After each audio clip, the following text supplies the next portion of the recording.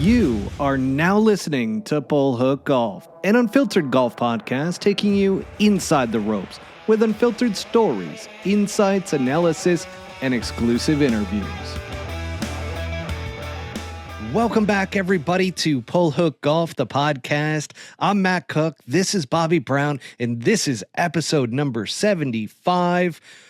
Whoo, not 75. It's not a good round when you're shooting 75s out there, Bobby. Not what you want to see. I've saw a lot of them this year, man. It's no big deal. You just get over it, bro. We were just talking off air before we jumped on. 15 for 15. So that's not 15 cuts in a row, folks. That is 15 cuts made this year while Bobby's been on the bag and 15 missed cuts. So it's been a rough year. I'm going to take it easy on you tonight there, Bobby. Okay, so we've got a jam-packed show tonight. So we've got the recapping of the Wyndham Championship that just took place, to where we saw some big names not make it on to the FedEx Cup. So the season is officially over. We've got the FedEx St. Jude Championship, which is going to be the first tournament of the FedEx Cup Playoffs.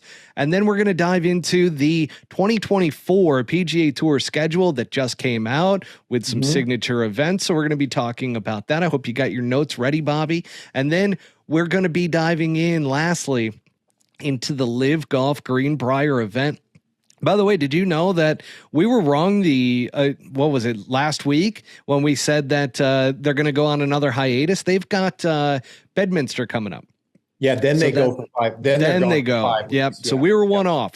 So we get to actually. Oh, I actually missed that we've got a upcoming Live Golf Bedminster to talk about as well, and to go into our golf picks but louder segment. But before we do, I just want to give a quick little note from our sponsor, Swannies, which is here with a fresh take, premium looks from top to bottom at swannies.co. And for our Pull Hook Golf listeners, you get an exclusive 25% off using promo code PullHookGolf25.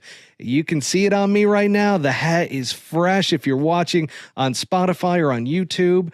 Whew, I got the shirt on today, Bobby. You see the little teal in there? I mean, let me unbutton this for you.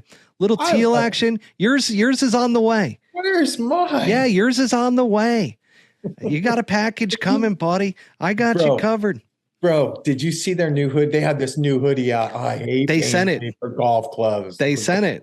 But God, if I ever ponied up $60 or $70, this new hoodie that they have, I can't buy a hoodie right now. It's 100 degrees everywhere, right?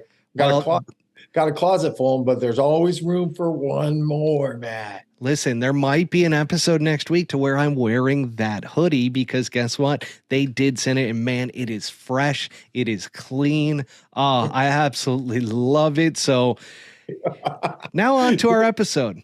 You live in Phoenix. You better crank that AC to 58 if you're rocking a hoodie. It's going to be cranked here in the studio, Bobby. Don't you worry. Now, story time before we get into our segments here, which the first part is I'll lead us off, okay? Because on the last episode or 2 episodes ago, I talked about the fact that my short game was abysmal. It was non-existent. If I got up and down 25% of the time, I was doing good in a golf round.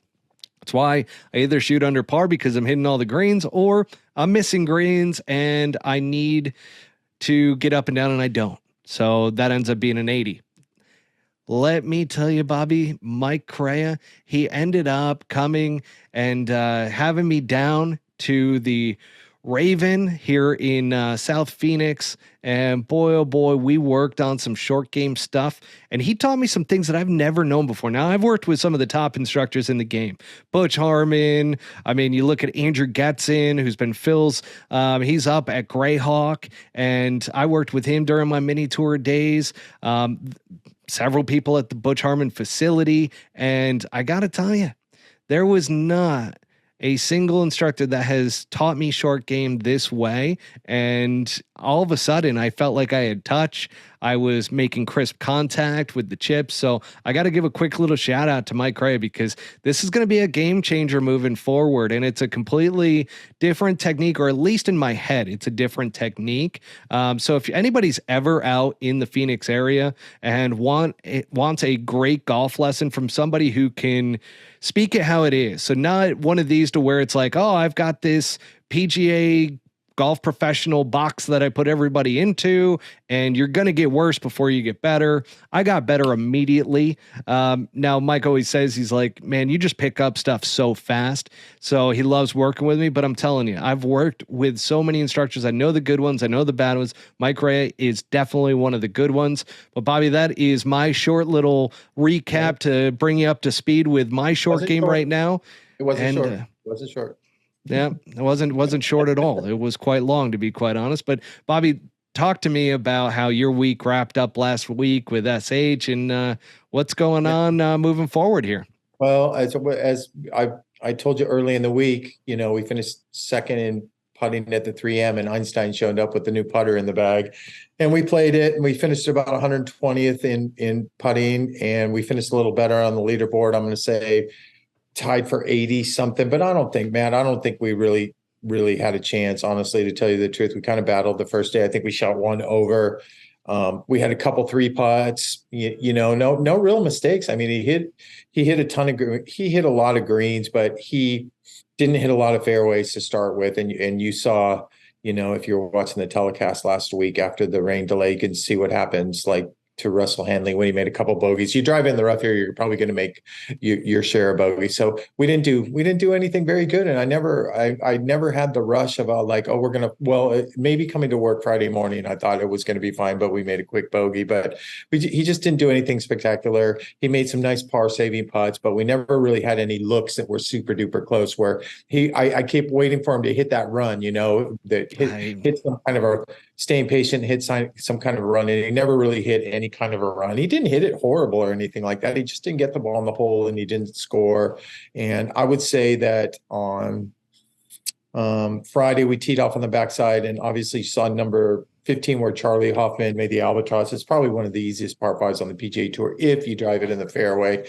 And we hit something on the back edge, and he almost putted it off the green. And at 1 second, you're one over par, and you're like, fuck, if he buries this, we're one under, and that's on the cut line. It's, it's going to go to 2, and there's plenty more birdies when something like that happens, something good. And I almost putted it off the green, shit my pants, and walked out of there 30 feet from the hole for eagle. And you walk out of there, make a bogey, and it was kind of a little bit deflating, but we kept trying. He never got in a pissy mood about it or anything like that. He just didn't play that good, but I don't know, man.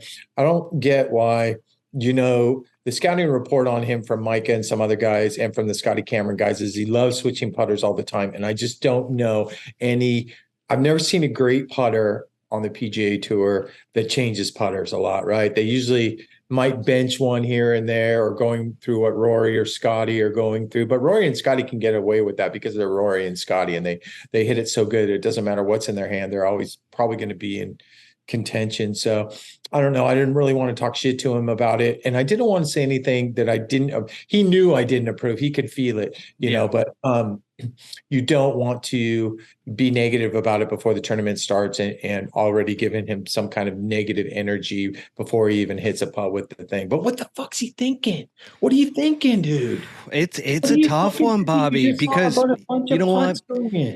I don't get You're right. You don't end up with somebody who's a consistent putter if they're constantly switching putters, because putting is all about feel. But you do get a streaky putter from time to time, which you saw. You had a really good week prior, which then tweaking around with it doesn't make sense. Can I just make this statement? It comes down to this. It ain't the arrow, it's the Indian. It's not the arrow, it's the Indian, right? That's the good old saying. Yeah. Good putting doesn't come, well, you just don't pull one putter. Maybe randomly you hear a story that somebody changes a putter and they go Yahtzee or something like that. I mean, we got a little bit to talk about that with Lucas Glover and Ben On coming up, but there's scenarios are different. But I was bummed about that.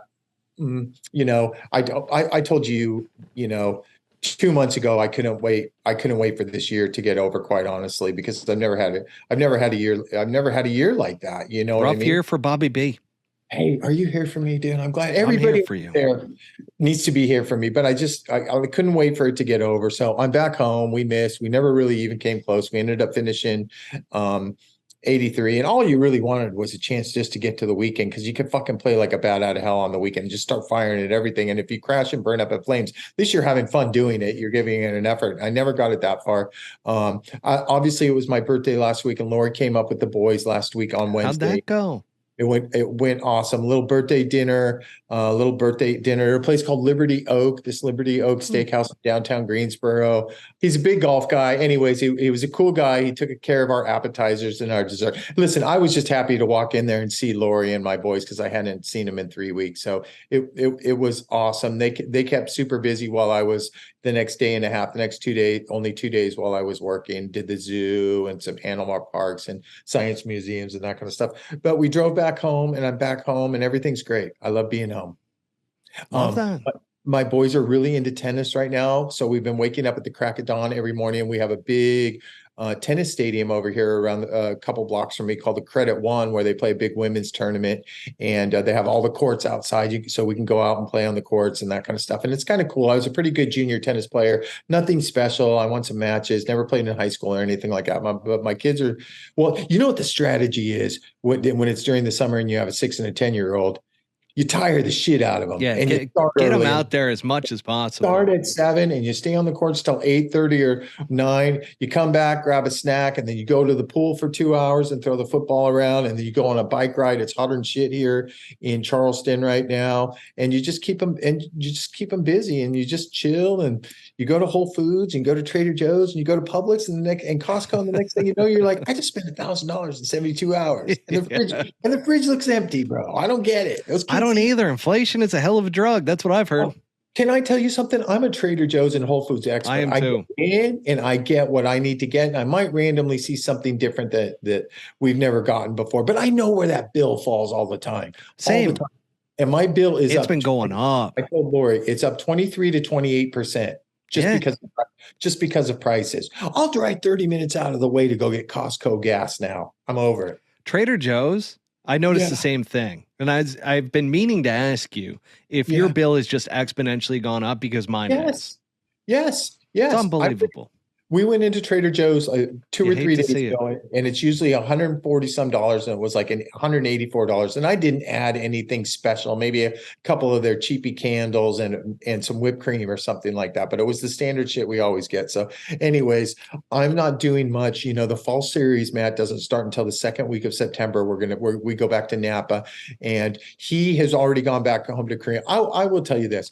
I was kind of relieved for him. I told him in the locker room after we missed the cut, I'm like, the only good thing I can tell you is you finally get to go home. After 2 years, you get to go see, you're getting married December 2nd. Your wife gets to see her family. You get to see all your friends. You've seen the look. He's been done. He's been done for a while, living in hotels, traveling every week, airports, this and that. And just poor guy needed a haircut. He's got a great bank account. Well, you're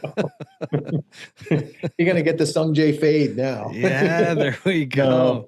My kid's got a little moxie about him. You know, I don't know if you can tell, but he's got a little attitude and he's got a little moxie. I actually had a couple players come up to me last week and they're like, I just look at the way he walks around the putting green. You know, he's got a little strut and he's got a little moxie. So I think he likes being a little bit different. But I'm at the point where I'm getting attached to him, right? Where we're getting attached to each other, and we're having as much as we can. We're having, I wouldn't say personal conversations, but we're having, you know, conversations that are very interesting, and they are brewing his dialect, so to speak. You know what I mean? And he's learning more words, and he's asking me, he's asking me some off the wall questions.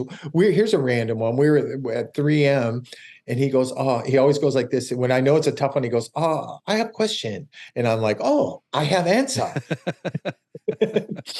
And he goes, we both Spring Hill Suites.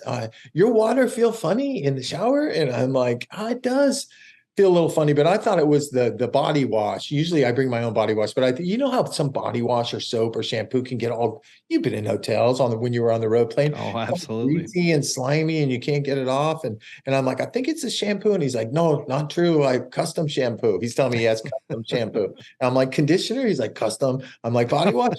Custom. And I'm like, he's like, wait, watch. let's ask Google or whatever. So he's like, and it turns out that the water in that area of Blaine, Minnesota has all these funky ass minerals in them and that kind of stuff. So that's a random off the wall story. Was that a good thing though, with all the minerals, or was that a bad thing? I feel like minerals are good. He seems to think it was a bad thing, but Koreans are different, right? They don't put any shit into their food. This guy certainly doesn't put any shit into his body. Like when his leg was fucked up at the John Deere a few weeks back, I'm like, I have Aleve, I have Advil, I carry this thing called an emergency tramadol if my back goes. It's not like, I can't really do Vicodins or anything like that. I get too tweaky out there and they make me just feel weird, but he's like, oh no, I don't put medicine in this body. And I'm like, okay. He's all natural.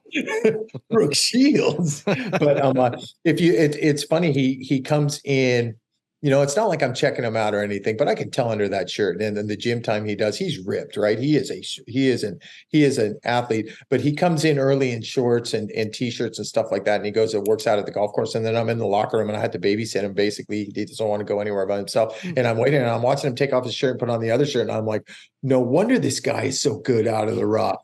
There's no rough that can stop him back. So big picture, he's at home. I don't really have anything to do for 5 weeks. I told you I like this guy, Carter Jenkins, who's having a pretty good year on the Corn Ferry Tour. And we've been talking about maybe coming in a week or two for a guest appearance. I had a couple of agents reach out to me about the same thing on the Corn Ferry Tour. Had some parents and agents call me about the USAM, which is next week. But, next week, Lori starts school and I'm just going to enjoy being home. There it is. There, Bobby. Careful there. Now, I do have to bring up a very cool fact that your boy is going to be on the PGA Tour next season because Pearson Coody got his card. I mean, honestly, there's a good chance. I have a feeling that my boy is going to be right there in the fall at Napa because that'll be sweet. Yeah, you saw last week he had another chance when he got off to that. Yeah, T6, I think actually T6. Oh, I might have missed one of those loops. Maybe, or I looked early, but no, I think I'm pretty good on those. It was T6, but a couple 3 putts for him to start the round, on 2 and 3, and guys are shooting 6 to 8 under out there like it's absolutely nothing. And it's funny, this tournament last year they had a chance to win too, and they had the same kind of a Sunday. But one more win, the automatic promotion is still in play on that tour. One more win, and he would come immediately to Napa and get to play all the fall for world rankings, try and win a golf tournament, get Maui and super status and that kind of stuff. And so that's going to be exciting. But to your point, yeah, it is going to be exciting to have Daniel out there full time. He's done his time. He's done a bunch of those tournaments. He's very comfortable. My God, 6 wins in about 4 years. I mean, pretty solid. You got to be pretty comfortable in that situation on the back nine on a Sunday. I don't think it's phasing. I mean, you get used to that after a while. It's been a while for me personally. It doesn't happen that much, but that wonderful time that I had with Dustin, it felt like every other week you were feeling those juices flowing in, and just hats off to him. He's just a great kid. And I couldn't be any more proud of the person he is besides the caddy he is. I just love the person he is, right? So love him. I mean, he was great on the show with the episode that he came on. We got to get him back on soon. No, get him into some more trouble. He's out. He was shelling me on that show. Man, he is out. He's out. I told you he won't stay with me. He can stay with me for about 1 week because I'm critiquing. He was ripping you a little bit. Yeah, the clothes are everywhere and the McDonald's cups next. Are you getting payback when he's not even here? Yeah, and then he goes downstairs and I go, where are you going? Why are you going downstairs? You were just downstairs. It's like, Uber Eats, and he comes back up and it's just a 31 flavors milkshake. I'm like, wait, a 31 flavors milkshake, Baskin Robbins. Yeah, and I tell him to shave and stop wearing the Vans, and the long socks, and he's his own person. But I'm old school. Talk about moxie. Your kid's got it. The kid's got some style. It's official. He's got some style. So that works for him. So I'm chilling, man. I'm going to get to watch him for the next 6 or 7 weeks. I have a feeling I'll be out there for a week or two. They have some bigger tournaments coming up. They got one coming up in a couple of weeks, and I've had some great luck. And I love this little golf course in Boise, Idaho, Troy Merritt Country, and the Albertsons. And man, I would just love to go and help. And well, there it is, dude. I just like being on a golf course, right? There it is. It don't make me bad. No, I don't. Now let's get into the Wyndham Championship recap here. We're talking a little bit about SH, but let's talk about the fact that, Russell Henley had a really good chance of closing that one out and had a few bad breaks that led to Lucas Glover taking the victory there. Yeah, he did. I mean, listen, I will say one thing about rain delays and weather delays.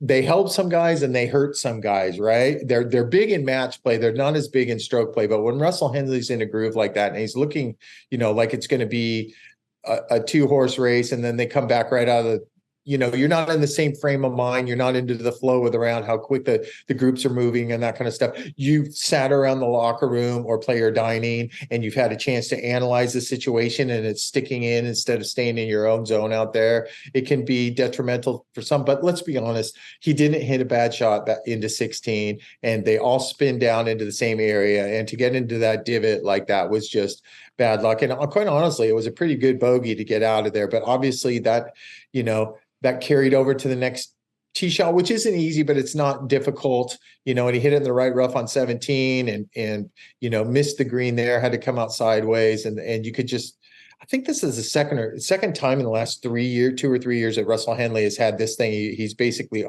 he's got one hand on the trophy and it somehow has gotten away from him. But Lucas Glover's been playing great though recently. Can I tell you something? Lucas Glover, it's funny, I was telling my next door neighbor this, yesterday coming back from the pool, and we were talking about Lucas, and I said, listen, if I put 20 tour pros on the range and I put Scheffler, Dustin, all these guys, and I put Lucas Glover in the middle of them, you would not know the difference ball striking wise. And honestly, the ball that the noise that the ball makes coming off of Lucas Glover's club face, it would be the top 0.01% on the PGA Tour. That's how impressive of a ball striker is.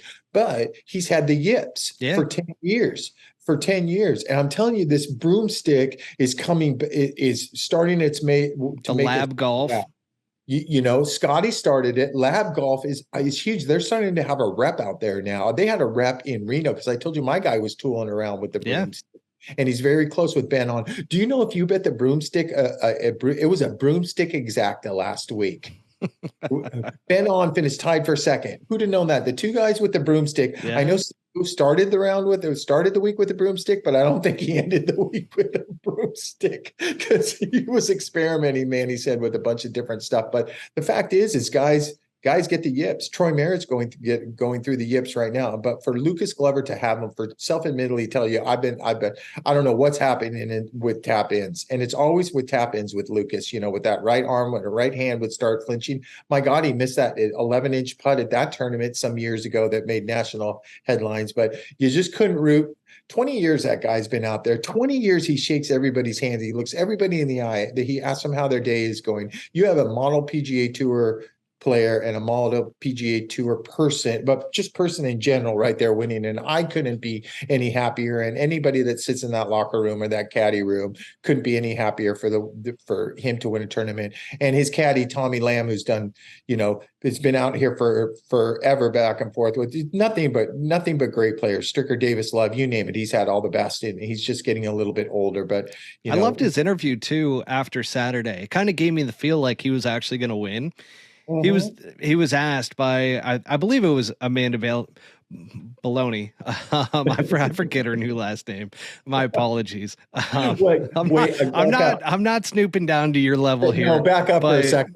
I got to say this, Amanda. I take it back. I was like checking you out the last couple of weeks and really listening to you on TV, and you do. She's good. She's a fucking good job. Yeah.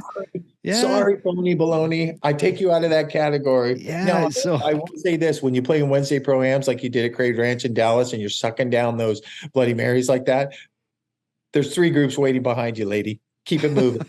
Wow. And you heard it there first, folks, or maybe last.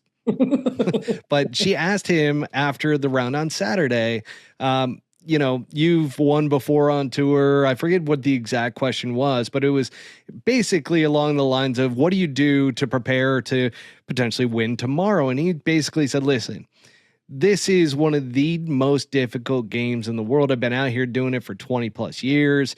He's like, I'm just going to know that my family's here. I've got a good opportunity to go out there and get it done. And I just understand that this is the toughest game on the face of the planet. And Sure. these guys are the best guys in the world. So I just got to go out there and do what I do. And hopefully I come out with a good round.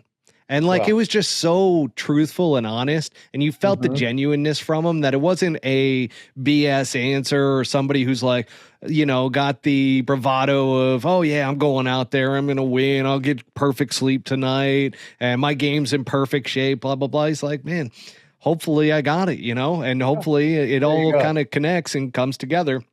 Well, it really takes the pressure off, it felt like.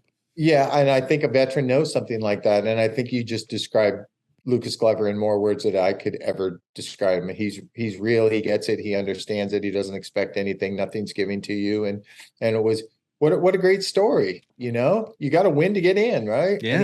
And we had a couple of those scenarios. Billy Ho, Micah's new guy start, you know, Billy Horschel is Billy Horschel. I don't care what kind of a slump, you know.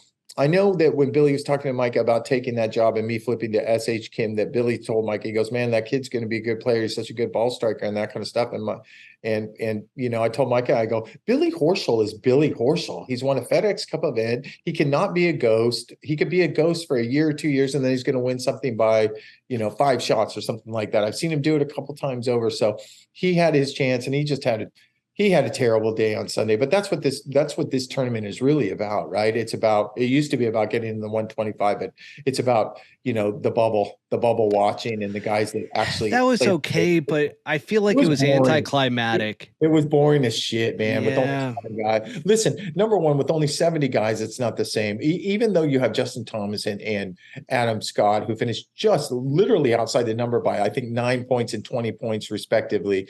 I mean, it's not the same. It's more drama when it's 125 and it's those guys that are rookies or veterans where there's a real storyline. I just didn't. Agreed. I know Justin Thomas is a storyline, but it's more of a shock storyline that he's even in that situation. And he fought his balls off to try and get there and that kind of stuff. The only thing that rubs me wrong about this whole deal, and we'll get into the new schedule coming up a little bit later, but I can't stop thinking randomly. I'm like, well, what's the big deal? It's Justin Thomas. You know, he's going to get one of those 4 sponsor spots for all those big ones and that kind of stuff, which I get it. He's earned it. But some of those sponsors picks drive me absolutely crazy, you know, but I think it's more exciting when it's guys, it's like these no-name guys or rookies fighting for their status, you know, not fighting to just get into Memphis, but for their whole status and their whole card and their whole livelihood the next year. But I'll tell you what, it was a good finish by JT. He really didn't have much going all week, did he? And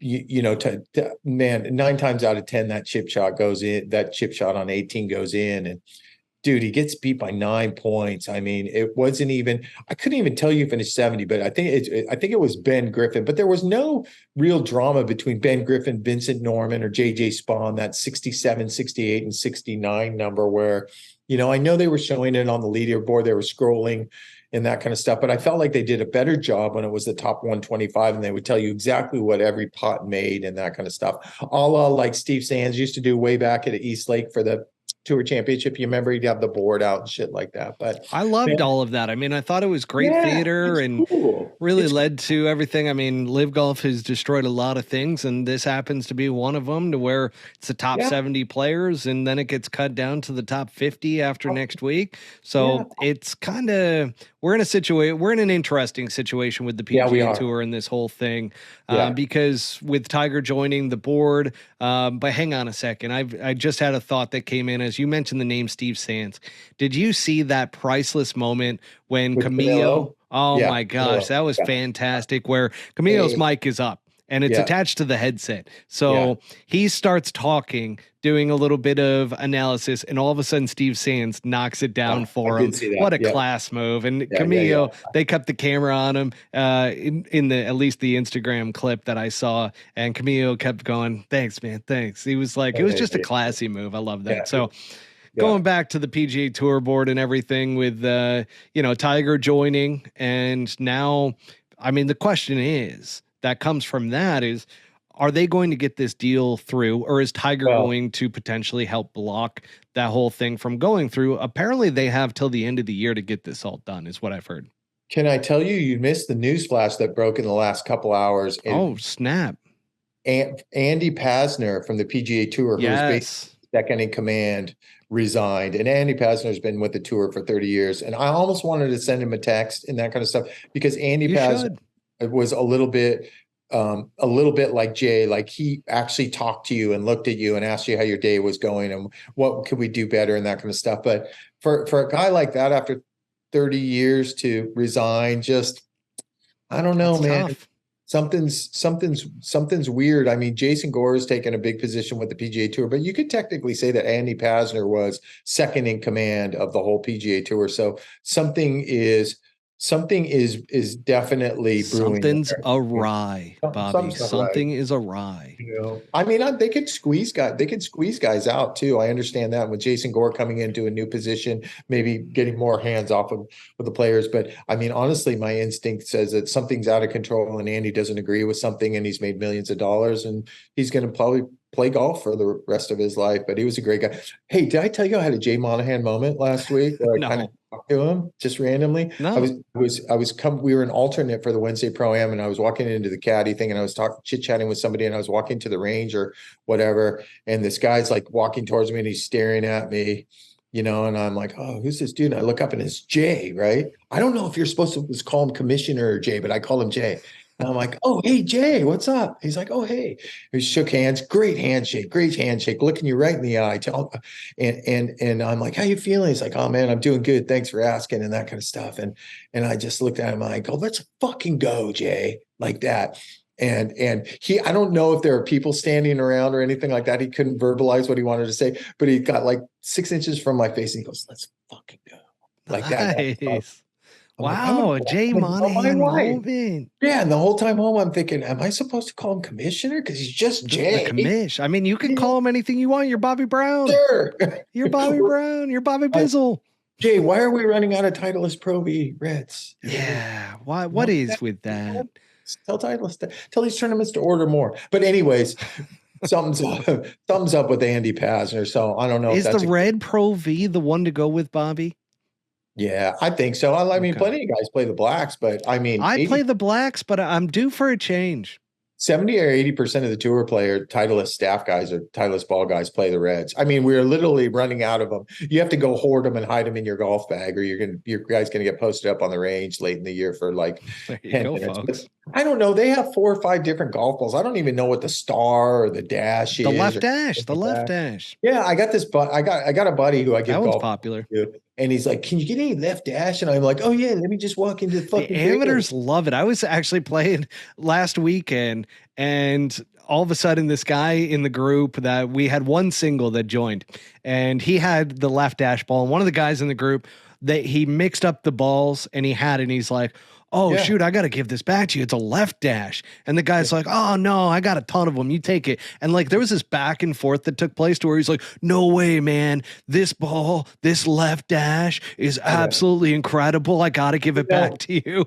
I'm going to make 2 comments on Titleist golf balls. When they do ball testing about twice a year, and they ask every player for about 20 or 30 minutes, right? And I watch golf balls for every day for 20 years, right? I can't tell randomly. I can tell the difference, but I can't tell the difference. And so I asked the Titleist ball guys, I'm like, what's the difference with this? And he starts going through the shit. And I'm like, oh, what the fuck is he saying? Is it softer on the greens or not? That's basically my question. But it's funny. I'll tell you a story about my kid on the range last week. They do have some dashes and that kind of stuff. And the guys who are back there and they separate the balls, they work really hard and they're under pressure trying to get them clean and flip, but they'll miss pick and put them in the wrong bag sometimes, right? I saw my guy hit 2 shots with the 7-iron and looked at him real funny. And then he kind of clipped another ball down and that kind of stuff. I go, what's wrong? He goes, oh, those are dashes. I go, you can feel that? He goes, yeah, I can feel that. And I'm like, holy shit, how can you feel that? I just watched Flight and everything like that, you know? So I haven't hit him. I wouldn't know. I have been a continual Pro V1 black user. Yeah. So the red, I haven't been in a very, very long time. Once they made the switch between the two, do you remember the switch a few years back when all of a sudden the black was a red, the red was a black? Yes. Well, I have stayed black the entire time, and I think it's time to go to the red because You know, my funny story is when I was playing a lot of golf with Dustin, I was getting and living with Dustin, I was playing every single day, and I get all his free golf balls, right? He'd just give them to me. And I would never go, and that was a soft TaylorMade, and I would never when I was out of TaylorMades and I had to play Titleist, they didn't feel the same to me. They felt harder on the club face and that kind of stuff. And now I probably wouldn't be able, now honestly, I wouldn't be able to tell the difference, to be honest with you. You know what I would play if I was Is that you, because Matt? you never play? Exactly. I got a closet full though. Are you about to say Kirkland? I'm not playing Kirkland. No. Play whatever you can get for free. That's the key. I like that. Yeah. Because I think golf balls. I don't get anything for free anymore. What does a dozen Titleist Pro V1X cost at TPC Scottsdale? It's probably close to $100, isn't it? 25. Probably. Right? I haven't played TPC Scottsdale in a hot minute, Bobby, because I'm not going to say anything bad. I just love it when the stands are up. I don't like it when the stands are down. I think they should permanently build the stands. I think it should permanently be built as a full stadium course. Man, I'm sure they got a full tee sheet all the time, but they'd really have a full tee sheet then. Could you imagine? What does a dozen Pro V1X cost if you go into $65 at the PGA Tour Superstore? Okay, that's what I wanted to know there. And that's probably the best deal you can get right there. It's probably $65, right? I mean, you go to the golf course, you're buying a sleeve for probably $15. Yeah, I gotcha. Anyways. Yeah, where were we? Broomstick exact Jay Monahan. Last week. Jay Monahan. Yeah. Well, I'm going back to the broomstick exact last week. Ben On finished second last week. I think Ben On is the best Korean in the golfer right now. Best Korean golfer. He certainly looks like it. It looks like the freshest one. Well, because he's got a freshy attitude too, and and he has every single shot in the book. He's broomstick putting well. He can get up and down from a trash can, and he is really, really, really on form. And remember, for a few years, he was a solid top 40 player in the world, right? And then he lost his shit and he went to Sean Foley, and he's got it back and he's putting well. So I'll tell you what, wrap up Greensboro. The only good thing I can tell you about the 70 and that kind of stuff is it certainly upgraded the field having Adam Scott and Justin Thomas in there, and your leaderboard with Billy Horschel. They were too far back though. I mean, the only thing that was cool was that Justin Thomas was right there coming down to 18, needed to make a birdie to get in, and his almost chip in the sweeping hook he had to hit just to get it up there was incredible. I mean, it really showed the level of competitiveness from Justin Thomas. Do you think he over dramatized that hook, the way he chased after the ball and everything? I mean, he ran after that thing like it was He's a showman, Bobby. Dude, stop. He ran up to that thing like it was going to be 12 feet or 8 feet. And I'm like, it's 20 yards short. What the fuck? I jumped off my couch. He's a showman. He wanted to give one for the audience. You never know. You know what me and that showman have in common? We're both off for about 5 weeks. Yeah. Bobby, who'd you have last week for our penny bet? I had JT Poston. Who'd you have? Dang it. Yeah, I had Justin Thomas. Smart guy. Yeah, smart guy. So you took that one. Yeah, but I think you got shelled in that other. I got shelled in that other league. Well, that's why I was teeing it up a little bit there for you. I wanted you to have a moment. I just hit a fairway, and now I'm going to miss a couple when we get to live golf. Yeah. So, which I am now the expert of live golf once again, folks, of being able to pick the worst players in the world. You always have been the expert of live golf, and I give you those props all the time, and you just brag what a better picker you are. Obviously, you're a better picker than me. I can't get away from my heart, bro. I can't get away. So hang on a second. So that brought you down from 12,000 pennies down to 11,000 for a moment. Yeah. But we'll get there. Let's move right into where the final event of the season ends. So the PGA Tour 2023 season is complete. It is done. It is over. We are now on to the FedEx Cup Playoffs, where it is the top 70 players. And this week we've got the FedEx St. Jude Championship preview, which is right behind me, folks. Yep. This is the St. Jude. And boy, oh boy, is this going to be, shall I say it, an exciting week? Yeah. Is it?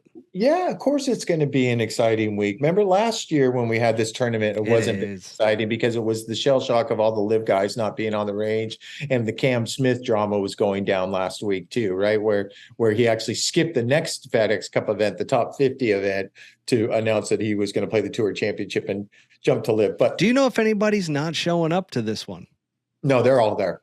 Nice. I like they're that. all there. Yep. Maybe that's the one good thing that came from this, because didn't a lot of guys skip that first week when it was the top 125 if they were in the top like 510? I feel like, I don't know why that my brain is going to that some guys skip that initial event. No, you're just thinking about the live guys. What you might be thinking about is, I don't want to let the cat out of the bag, because this is going to help you when you start picking guys for your penny bet. But I think the reason why you're saying that is because Scheffler and Rory both missed a cut by a shot there last year. And if I'm not mistaken, that's the last cut that Scotty Scheffler's missed. So I think the cut was 2 under, and they both finished at 1 under. And Keegan missed a cut, Jason Day. I mean, those aren't Could names. Be part of it.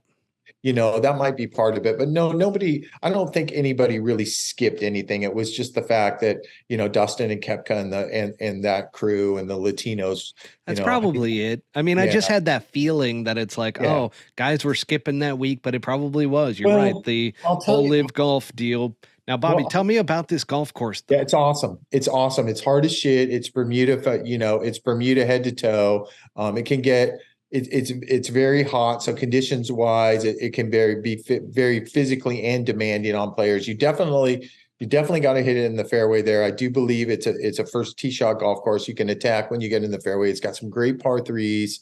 The greens are absolutely in mint shape. They're perfect. You can get some nasty wind out there, but if you get out of position, you're just trying to get a putt for par. You remember I had a great year there with a great tournament, a great 3 days with Troy there, where we were, vying for the lead for 3 days in a row. And those par threes that I'm talking about, 11 and 14 or whatever, he went double, triple, and finished 27th or something like that. And but we were in the mix. But you remember last year was Willie Z popping his cherry in that 3 or 4 hole playoff over Sepp Straka. And I think that's it's used to be a horses for courses, with Dustin winning there a couple times and Brooks Koepka winning there, and the same guys would kind of dominate and that kind of stuff. And I think last year with those guys gone, it opened the door for a guy like Sepp Straka to come onto the map, or for Willie Z to pop his cherry there. JJ Spawn was dominating the field for 3 days, shot like 78 or 79 the last day. So I think this year you're going to see the same thing, where you're going to get 2 or 3 of those names that are going to be riding late there on Sunday that you wouldn't really expect. It's the 70 best players on our tour.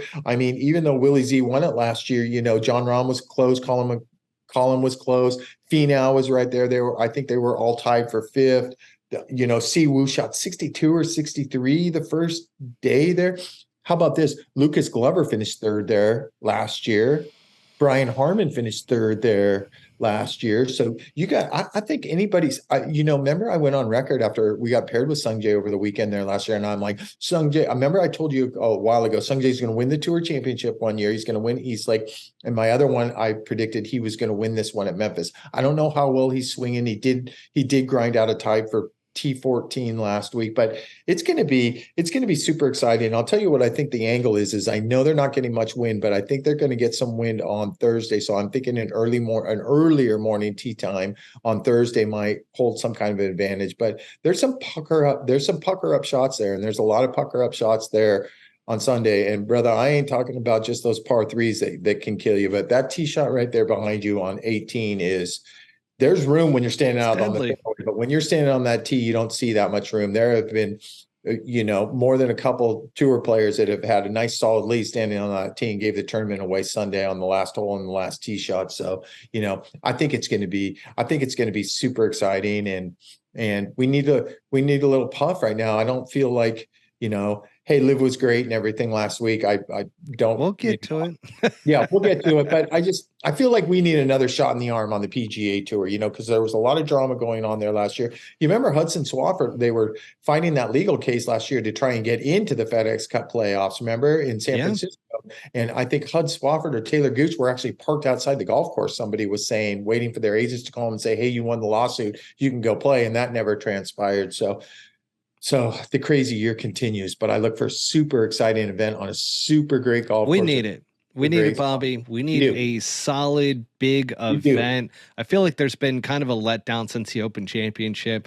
Last week did not really suffice. I know they tried to build that storyline around JT, around Adam Scott. Obviously, both of them are on the outside looking in for the FedEx Cup playoffs. But Bobby, who you got? Who you like this week for your penny bet pick? God, I want to pick Sungjae. I want to pick Sungjae. Wow, and you're not. Here's why I can't. You want to know the honest truth why I can't pick Sungjae? Why? Because I feel like if he plays shit in one of these tournaments, my phone's gonna ring. How bad am I to say that? Wow. You know? Yeah, because one of his 4 agents reached out to me last week and he's like, "Oh, is something bad happened in Greensboro? You can make it to Memphis." You sure can, Bobby. You know, yeah. You'll be on the next goddamn That's flight. exactly what Lori said.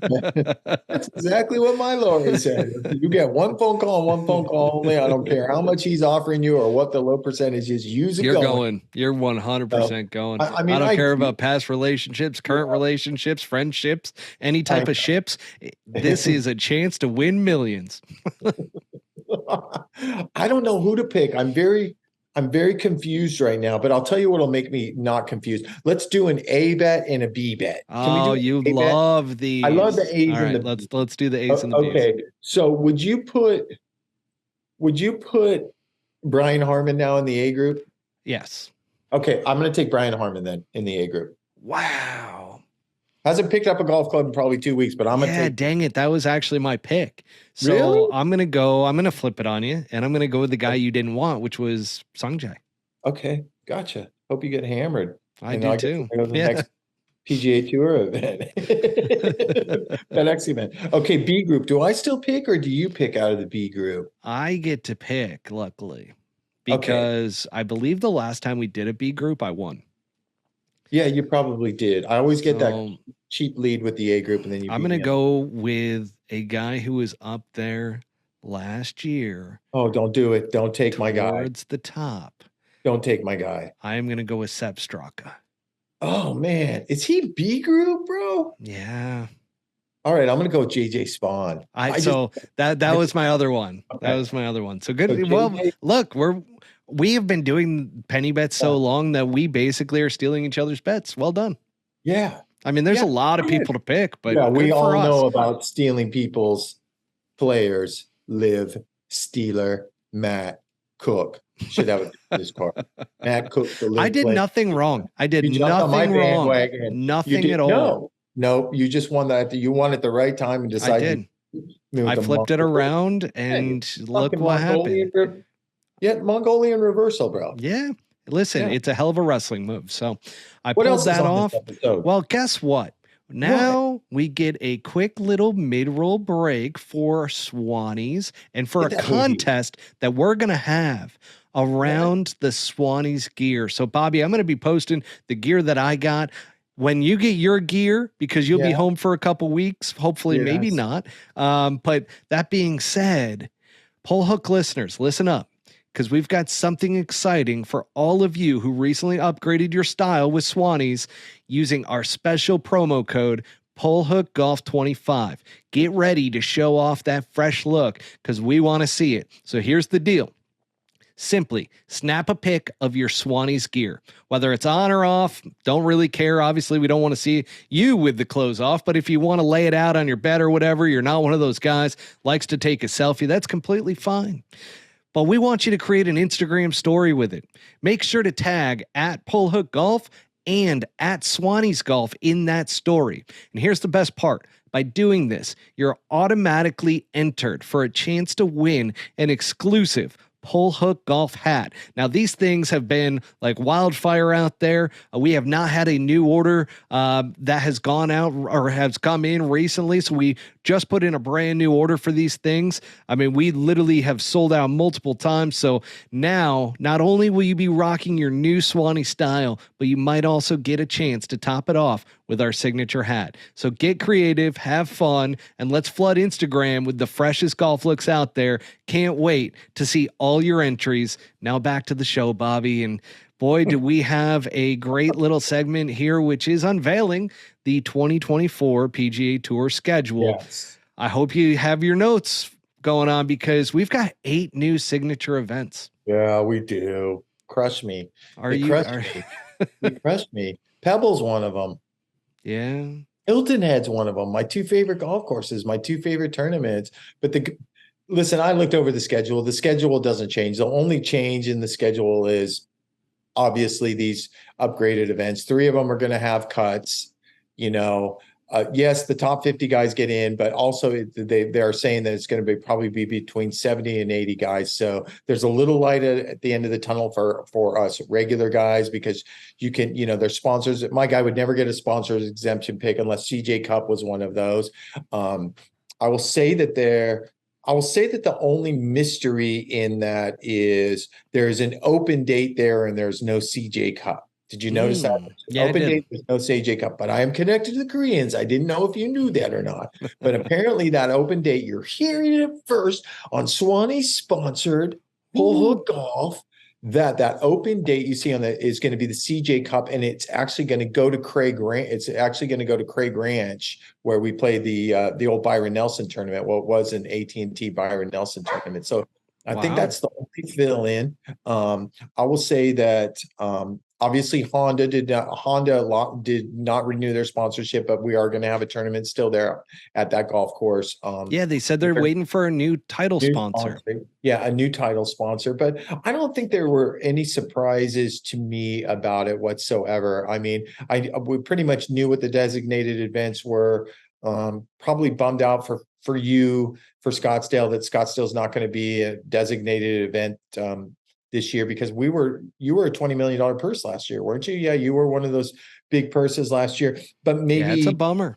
Yeah, but I don't know. Maybe with that circus, they were probably like, we tried it, didn't work.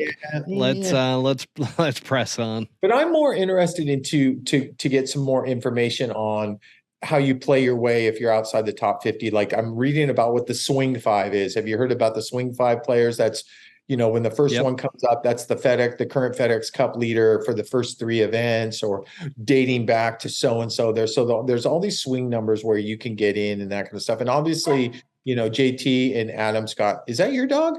It is. Yeah. Hey, Rover, what's up? It's Happy.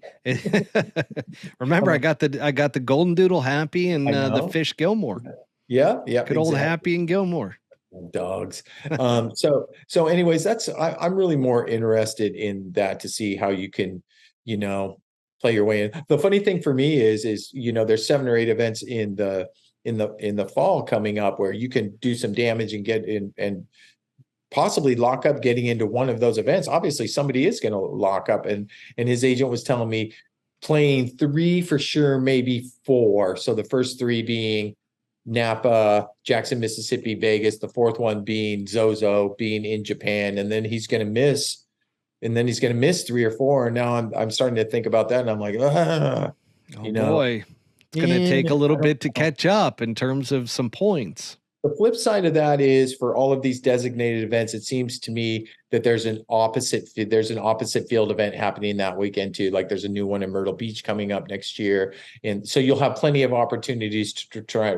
Either way, I feel like I'm going to be caddying 35 weeks a year. It's just a matter of if I'm caddying in $6 to $8 million purses, which is crazy to say, like that's low or something like that. It's funny. We were laughing last week. We're like, what's the purse this week? And then we're like 7.2 million, and everybody's like 7.2. And I'm like, remember 5 years ago when 7.2 was like a WGC 7 or 8? So that's just a little early thanks to Live there for that, because we know where that all started from. So not sustainable though. That's for sure. What do you think? As a viewer, what did you think about the schedule? Any opinion or anything that caught your eye? I mean, not really.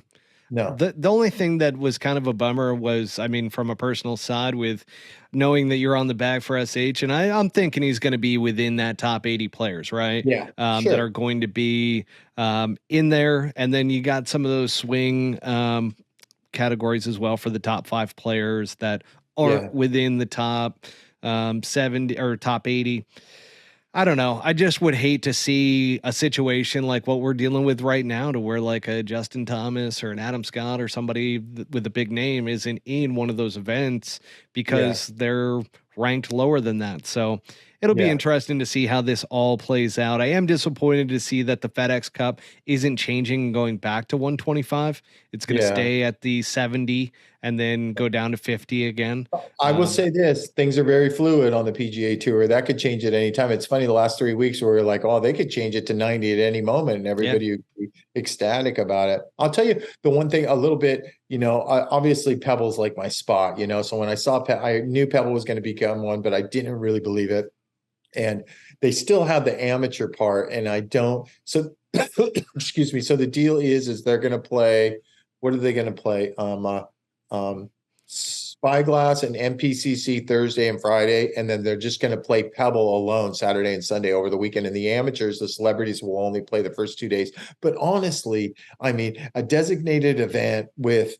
I'm not talking shit to people, but people do go to see these celebrities and buy tickets and that kind of stuff. For sure. It's like the fairways it's Monterey, man. You know what I mean? It's Monterey. You never know what the weather's going to be like. And it's not like that picture behind you where there's just tons of people everywhere, even for such an iconic place. So I'm like, I don't know about this whole amateur thing for fucking 2 days, and Bill Murray out there doing his shenanigans and the rest of the look at me celebrities or athletes or whatever. No, athletes aren't really like that, but you can't have Chris Berman out there fucking hitting, 30-yard pole hooks off a 2T somewhere and almost killing. I do love a good boomer.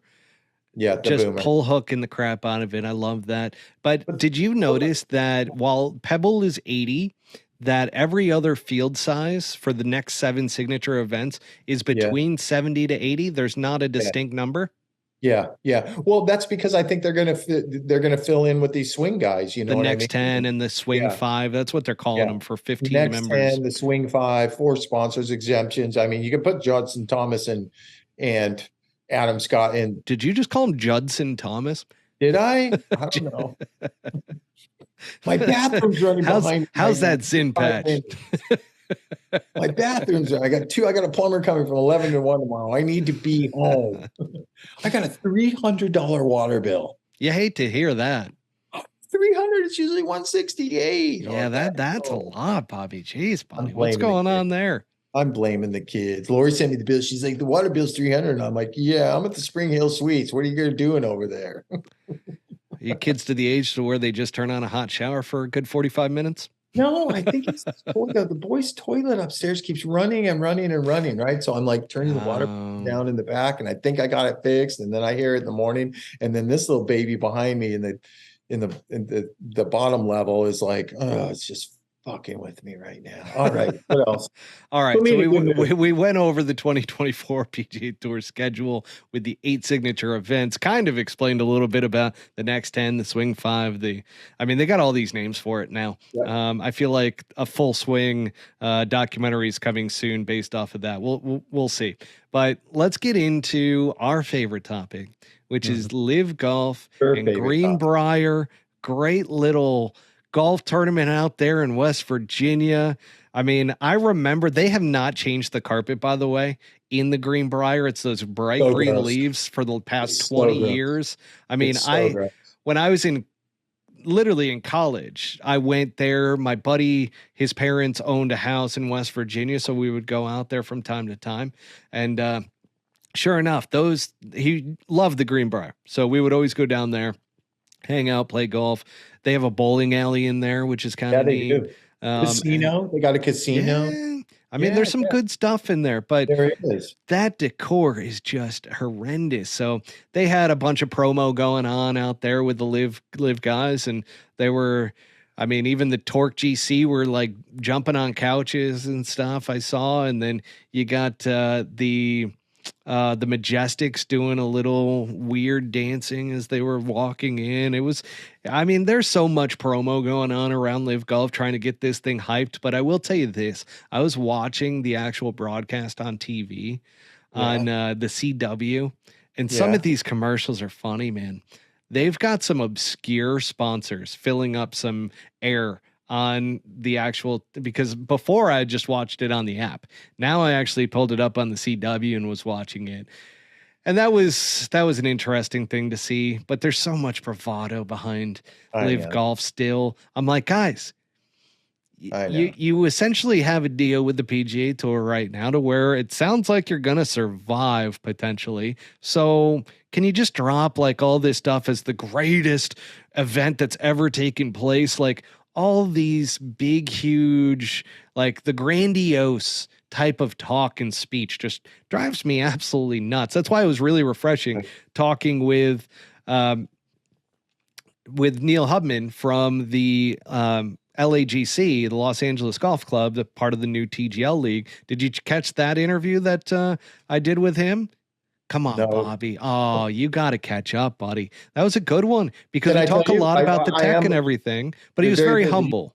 I'm very busy, but I do know that I know he had 2,000 views, and that's always my number, but he's not as many views as me and you get together. Thanks, Neil. Oh, Bobby.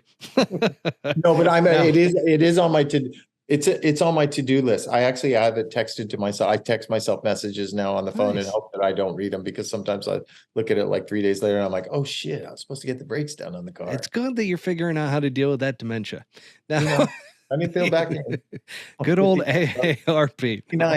59. So anyways, it was nice to hear from him in that interview, just how humble and like how excited they are about it, but it's such a different feel to that bravado and that grandiose of live golf. And like I've told you a million times, like I like live golf. So don't think live lovers, don't feel like I am picking on live golf, because I do like the team aspect. I do like the actual teams. I like some of the players that are out there, but I do not like the fact that they bumped up the coverage because of the weather in West Virginia. By the time I woke up, which yes, folks, I'm on the West Coast and I did sleep in a bit on Sunday. It's been a long couple of weeks. But that being said, I woke up and the tournament was over. I would go on Instagram and all of a sudden everybody's talking about Bryson's 58 and how remarkable and everything, which kudos, man. What a freaking round.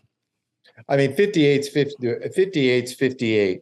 You know, he went 61-58. That's pretty impressive. I know, I know from being there a bunch every year that the tour was there, that when that place starts, it's super short, right? When that place starts softening up and these bombers. And you're at elevation. Well, that you're at elevation, the ball goes forever. But when it softens up like that, your fairways are much wider than they potentially are when it's been firm and fast. So he got the perfect conditions, but I'm not taking anything away from a 58. But that course is known for throwing up 50s. You remember Kevin Chappell came back after some time off on a Thursday a few years back and shot 59 right off the bat and had a chance, had a very makeable putt to shoot 58. So it's not like it's out of the ordinary for somebody to go super duper low there. I think the bigger story, should I say that? I think the bigger story is like how does Dustin play so bad there?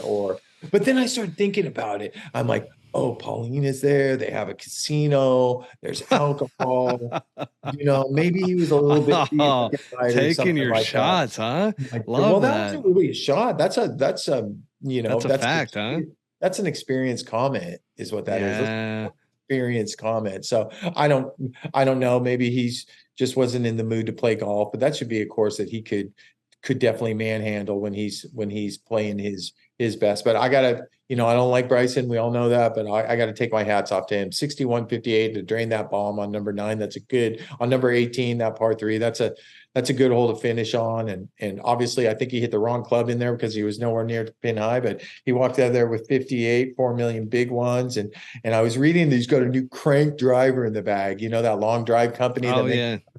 The crank driver, and he's like, I hit it on the toe. It's such Bryson. He's so full of shit. I hit it on the toe. I hit it on the heel. It goes straight. It goes far, And now and here's another thing. He's like, they're like, how do you get in the mindset for that? He's like, whoa, when I was a junior golfer, I used to play up at like 56, 5,700 tees, yard tees, which I think he's just bullshitting. And he's like, everybody should do it. All you young juniors out there. Yeah, never ever heard that from him ever before. No, and all of a sudden he shoots 58 and he comes up with this story. Shit. Yeah. And let me tell you something. He's like, oh yeah, you just press yourself to get into the mindset of what 10 or 11 or 12 under is. And I'm like, there ain't no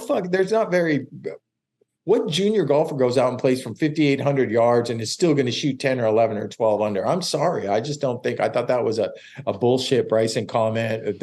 It's a look at me comment, right? Also, I didn't like that he got on Dom asked him after the round, granted, It's an emotional question. Asking him about his dad that had recently passed away a couple weeks back, which I'm totally considerate of. And Bryson, I mean, certainly we've run into our scenario with Mikey Perez and, Pat's dealing with that. And we had to deal with that. And it's a tough time, but it just goes to show some character there when all of a sudden, yes, exactly. When all of a sudden you get asked that question and you get pissed. I mean, there was a genuineness to him being pissed off at Dom for asking that question or bringing it up. And it's a valid question. Like like you want to see that emotion. You want to see him care about his father that had recently passed away and what this means to him as a victory instead of worrying about crying on air.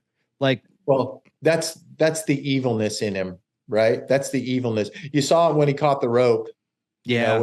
Caught the rope to the eye. That's the evilness in him that all of us know that have been around him for a while, or any guys that have caddied from before. Micah, we could have Micah, but Micah went through this on the show. He's like, Micah said to me numerous times, if that guy fucking called me to go to live, I would go to work for anybody on the live tour but him. And that's just the fact. He's just kind of a dick. I don't know how else to say it, man. He's just kind of a dick. And it's funny but congrats. Yeah, congrats. You bring his dad up, but I told you I caddied for his dad when I was just a regular caddy up at Spyglass and that kind of stuff, and some NCGA events. And it's like you hear him say that, and you're like, that's John's kid, And I shouldn't say that. Rest in peace, John. But there's just completely different personalities. John was cool as shit, laid back NorCal guy, and Bryson's just basically from another planet. But anyways, Bryson just comes across a little spoiled. Yeah. I can't do a leaderboard rundown because I don't even know who was close or anything like that, because I really didn't even pay any attention. But I was like you on Sunday. I woke up and I'm like, I'm going to see how Liv's doing. Hater. Our Liv golf fans are going to just absolutely destroy you in the comments. We've been getting too many nice comments, me and you, so we have to get some negative ones too to kind of even it out. But I do love. What I love about YouTube though is that there's the like button and there's a dislike button, and there's like 1 to 2 guys every episode that loves just to hit that dislike button while we get all these likes. Yeah. Oh yeah. Cause I only see it on the back end, but there's always like one or 2 guys. They did not dislike, which it's probably going to happen now, but they did not dislike the interview that I did. It seems to be a bash to Bobby Brown as to say, I don't like that you don't like live golf. I have a feeling it's the live golf fans or the live golf lovers. We like to refer to them as. Who I think it is? I think it's Ashley or Pat Perez. Honestly. It probably is. And they probably think it makes a huge difference, and it absolutely doesn't. They can't. She can't wait. Her whole day is probably evolved around when we drop, so she can see if we talked any shit about her wonderful husband. And he lost a brother, so I'm done shitting on him. No, but didn't he finish last? Next to last? No. Well, he was down there for sure. Yeah. No, he beat one guy. I was sure to look at that. You better pull that leaderboard up because I think he was T44, T45, 2 or 3 ways, and he beat one guy. Yeah, let's go over the rundown real quick. So the player side to it, we've got Bryson DeChambeau wins it at 23 under, which very impressive because, like you said, he went 61-58. I mean, that's pretty freaking solid to finish up a golf tournament, even if it is what you like to refer to as the best exhibition on ice. Now we've got Mito Pereira with a nice little second. I mean, your boy is crushing it over there. I mean, absolutely living the dream. I see his wife constantly posting on Instagram, all these things, which is great. I absolutely, Scotty McGinnis. I mean, he looks so happy and just like such a good guy in general that you're just like, you got to be happy for him. So Mito finishes second. And then you got Richard Bland, which was a surprise, tied with David Puig. And then also Matthew Wolff made an appearance, which he had a very strong first round at 9 under, the 61, but then went 3 under, 4 under, which isn't anything to bat an eye at, but that puts you in 5th place. I mean, these guys are starting to really play some golf, which is nice to see. Now, Greenbrier's known for low scores. I mean, you didn't always have the best players going out there when it was on the PGA Tour, but HV3 was at 14 under, part of my range goats. Love my range goats. Taylor Gooch, though, I mean, 13 under, finished in 11th. You know, you got some other notables like Sergio Garcia finally getting close to a top 10, 12th and 12 under. Where DJ did not play well. Dustin Johnson was 32nd. Where was Perez? Perez was, and I mean, for good reason, Perez was at 45th. So he was 2 slots from last place. Where was Lefty? Lefty, he was actually, let's see here, 26th. Wait, back up on Perez. If you're looking at a live leaderboard, see how they do it? They go 1, 2, 3, 4, 5. They don't put T's in there. No, they don't. Yeah. I don't know how they do that. Why do they do that? I don't know. It's a good question, and I don't know. Maybe they do a card like count back, kind of like a scramble tournament where it's like your last 3 holes. No. I have no idea. I really don't. That's actually something that I'm going to find out, and we're going to talk about it on the next episode because I am going to reach out to my contacts over at Live Golf, which I have none. So we'll figure it out, though. Did you see where did you see Lefty? Where did you say Lefty finished? 26th. He had a great tournament for him. Did you see he had them videotape him on the during the practice round? Did you hear this? No. You see, him and Cam Tringali are playing DeChambeau and somebody else. And I broke the code because I know the gambling lingo, but they actually let this go to social media. It's on film. And Phil's like, okay, what do you want to do? And Bryce is like, eh. And Phil goes, let's do a G for 9 holes. When you're tapped out, you can press for half, you know? So that's $1,000 for 9 holes. And that's not what Phil's talking about. What is the tapped out though for a half? When you're closed out, out. Okay. 500, 2 down with 1 to go or whatever. You can press for half. I heard that every Tuesday for 5 years. But social media was pumping Phil up that he bathed DeChambeau. So they're broadcasting these gambling rounds now. Basically, they're actually talking about it, which I think is very ironic because I just read Alan Shipnuck got a copy of Billy Walters' book, and I guess it is going to be very exciting. You know, and it's not going to be good for Phil that there's a couple chapters about Phil and how Billy the Shipnuck book wasn't good for Phil. I can't wait for this new one because I've heard from multiple people that this one's going to be scathing. I'm just shocked. We all know gambling goes on in a lot of practice rounds and that kind of stuff. But to be so open about it, if you're Phil, with the gambling problems that you've had, the issues you've had in the past, I don't know. I was just a little surprised, honestly. I think he's starting to own it. I think he's going the Charles Barkley route, where it's like, I gamble. Like, that's what I am. Like, I mean, they had a sit down with him and his brother, and they even had some jokes that went on about gambling and so forth during that little sit down. They're doing a ton of promo with Live Golf, which I got to give them credit. It's a lot of press and marketing materials that's going out. They're hitting up social media, which they know their fan base is really around YouTube, Instagram, TikTok. So they're doing a ton of these short clips and everything. So, I mean, kudos to them for doing that on their media and marketing side. But my boy, Siwon Kim, there's only one guy that beat him this week for last place with our golf picks, but louder. I don't even know who I picked in that. Who did I have? Phil. I didn't I? Yeah. And then you went with this team too. So not only you had one option, which was Jedediah Morgan or Jedediah. Yeah. It's not Jedediah. I'm sorry. And then from the team standpoint, your high flyers finished 4th. I know. I mean, they played fantastic. I did remember that part. But can you believe the 4 aces finished last? Dead last. I mean, you could have picked Ripper GC, 4 aces. You just wouldn't have seen 4 aces being last, but I get everything going on with the Perez family. And then, you know, DJ, I don't know what the deal is with DJ. Casino and alcohol. Well, do you know he's won this year? But he's won one time this year, but he hasn't been close to a threat in these majors. And honestly, you got too much money now, bro. Well, you were the one that called it, which you heard through the grapevine that basically he's going to run out his 3-year Live Golf contract and then just go hang out on the yacht. Good night, Irene.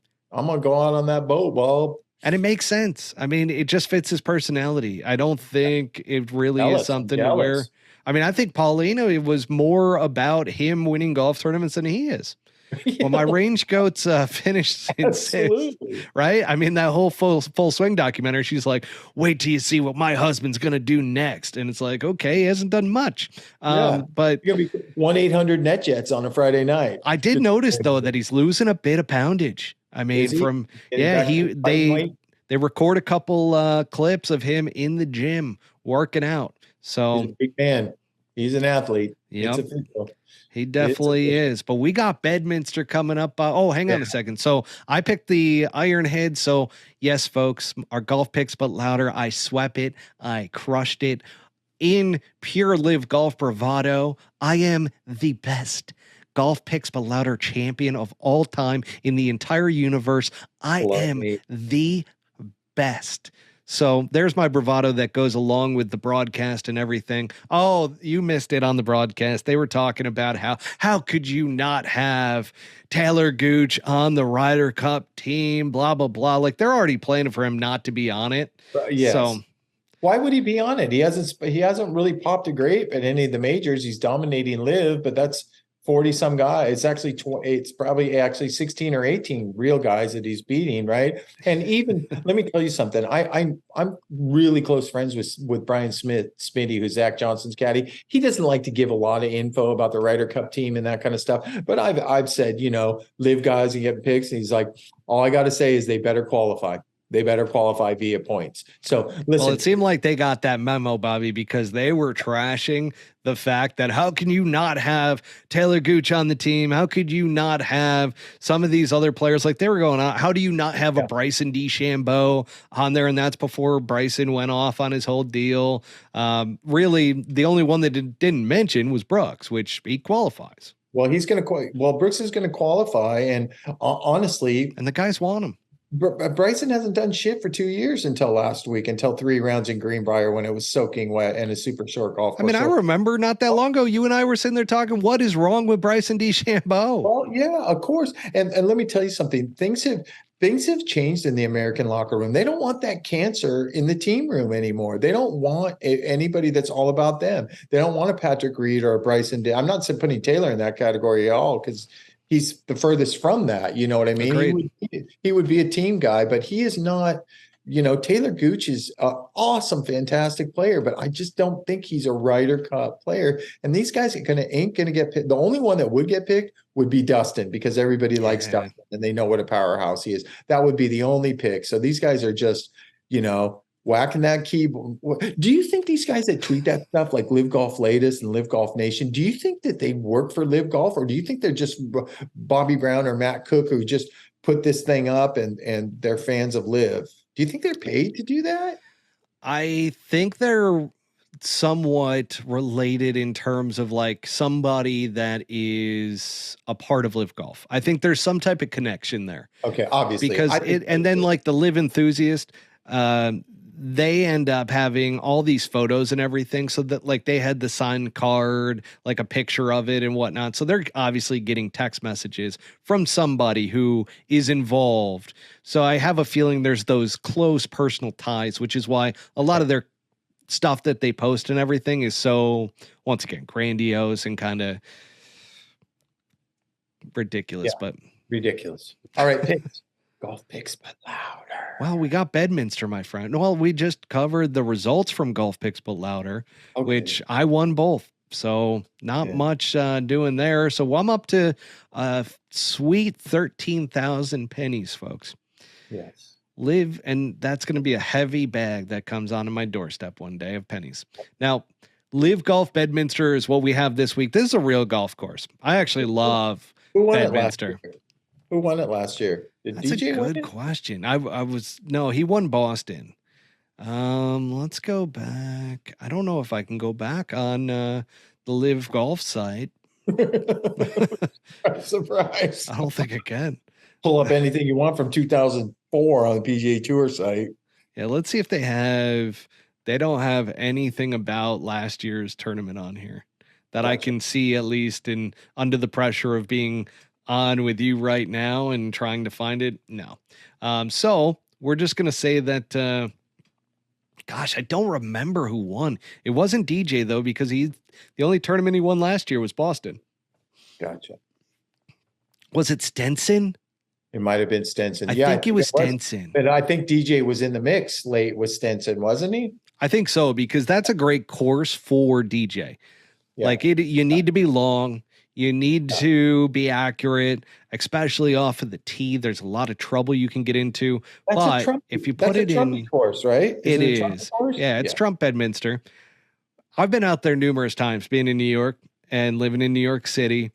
That golf course is phenomenal. There's nothing bad that I can say about that golf course. And it's a tough golf course. I mean, it stretches out to about, I think, 7,300 yards, somewhere along those lines. Is there a highway? Is there a major interstate that runs right by it, by one of the holes? I think there is.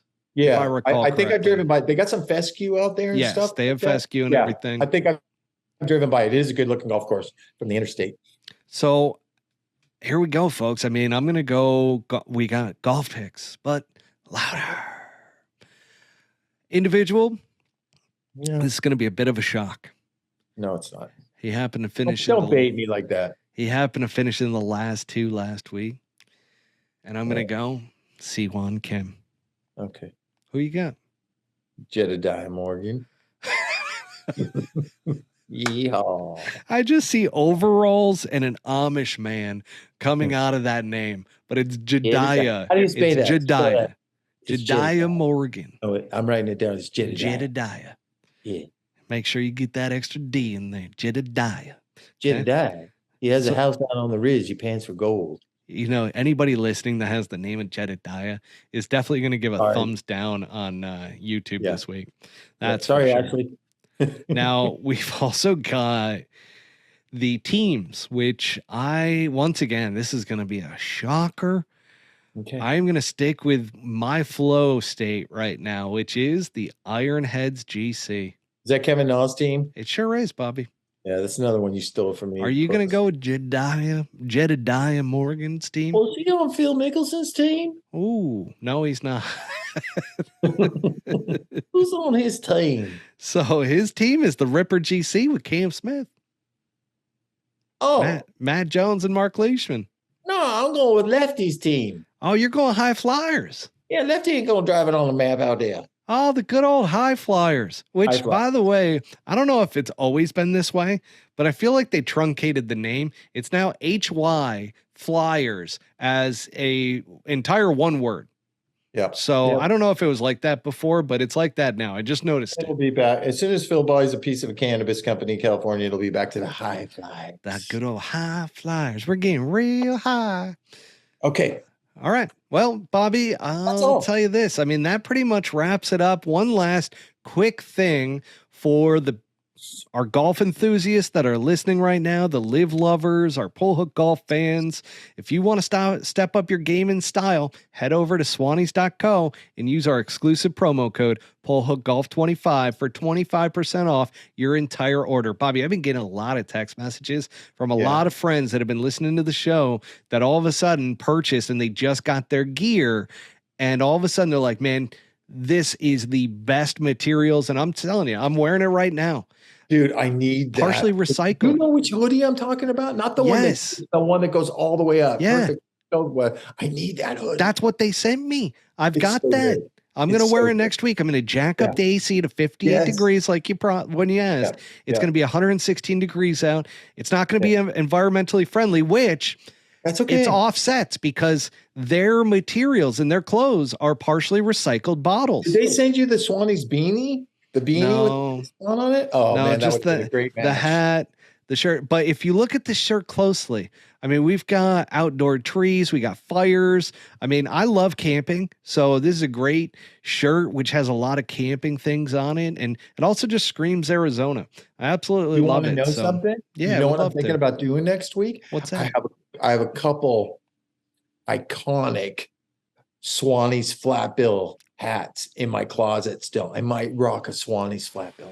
Thinking about it. Love that. Well, folks, this has been an action-packed episode full of recaps, previews of the FedEx Cup playoffs. We had quite a bit of Swannies content going on throughout, which is our show sponsor. We also talked about the 2024 PGA Tour schedule on this episode, Live Golf. We recapped and highlighted the Greenbrier. Shout out to Bryson DeChambeau's 58, and yet still somehow we have comments that, we'll leave it at that. And then ending with Live Golf Bedminster, great golf course. Can't wait to see who comes in last and that last place team for our golf picks, but louder. But Bobby, once again, thank you. Thanks, buddy, for your time, your effort, and I hope you have a great rest of your week, buddy.